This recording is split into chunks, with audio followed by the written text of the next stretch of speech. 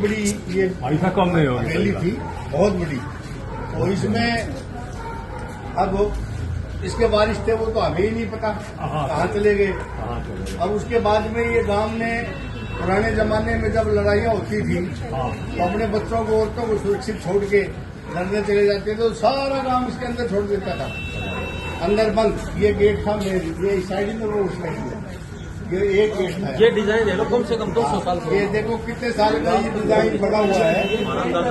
ये जिना है, सीढ़ी इसके ऊपर से जाके ये पोर्शन सीढ़ी से ये पोर्शन तो वही 600 साल वाला हो गया ना, इसमें तो छेड़छाड़ नहीं। ना इसमें कोई छेड़छाड़ नहीं, ये जमीन में कोई छेड़छाड़ ना कोई छेड़छाड़ नहीं, इस जमीन में कोई छेड़छाड़ नहीं।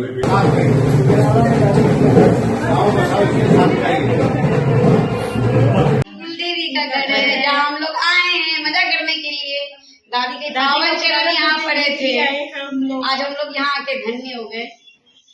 पूरा राउंड करके दिखाओ दादी का घर।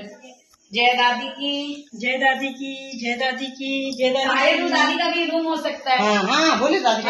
शायद वो दादी का रूम, जय दादी की, दादी का रूम दिखाओ। ये सारा हम सारा बना के लेके गए। तो यह किसने आपको कराया?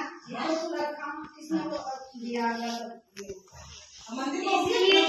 इसीलिए दिया गया कि आप लोग की गांव की बेटी थी, वो इतना नाम करी है दुनिया में, तो आप लोग भी ध्याइए उनको। ये है हमारी दादी का कमरा। बेटी भी अपने पीहर वालों की, बगड़िया की, भोजाना की, ये सबकी वो कुछ बोला के चढ़ाओ। आप लोग से कुछ नहीं है, ऐसे कुछ भी। भादों की छठ जो आती है अपने लोग की, चांदनी शुक्ल पक्ष की छठ, मावस के बाद वाली, उसमें बस दादी को खीर पूरा का भोग लगा दीजिए। अगर आप लोग से सपरे नहीं सपरे तो 2 पेड़ा भी खिलाएंगे, तो दादी तो भावना की भूखी है।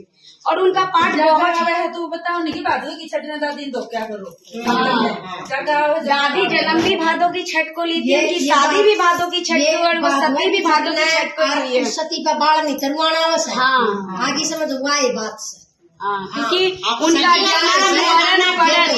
आदमी बेरा पट्टा से जदाए से आज मूर्ति चढ़ाना है, इन सतिया मंदिर कितना बड़ा चला रखा। क्योंकि दादी का जन्म भी भादों की छठ का है, उनका बड़ा उनका शादी भी भादों की छठ को हुआ था, और वो सती भी भादों की छठ को हुई है। मंदिर बना, इसलिए आप लोग भी ध्याइए भादों की छठ को। आप ईसा प्रोग्राम कराया था। ये शुक्र बोलने बोले भाई सती कौन आया था? उनके भाई थे, वो उनके भाई बहन के वियोग में वो प्राण दे दिए।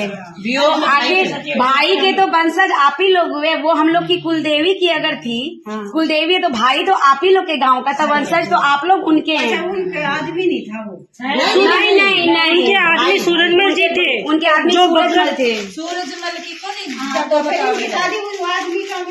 बच्चे कुछ नहीं थे। नहीं, वो मुकलावा कराने ही दादी का आ रहे थे। रास्ते में डाकू लोग, मतलब कि वो लोग आ रहे थे लूटने को, लूटने आ रहे थे। तो वो सूरजमल जी ने बचाया। हाँ, उनमें वो प्राण चला गया उनका। इनकी सती सूरजमल जी लड़ते अपने प्राण त्याग दिए, इसकी दामरा करने लगे ना, अपने पकड़ को बचाने के लिए। हाँ, दादी उस समय में यही थी। दादी को वो लेके भी नहीं जा रहे थे, उसमें दादी यही थी।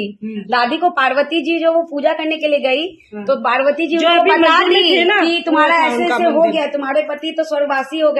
तब दादी यहाँ से 50 कोस की दूरी है ना बगड़, वो 2 मिनट में यहाँ से पूरी कर ली। जब वहाँ गई तो देखी तो उनका तो पूरा संसार ही लूट चुका था, तो वो जा करके वहाँ सती हो गई।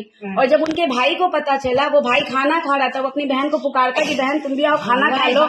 तो उसको पता चलता कि मेरी बहन तो ऐसे से वहाँ ऐसे हो गया, तो वो दौड़ के जाता है उसको बचाने की, तुम सती मत हो।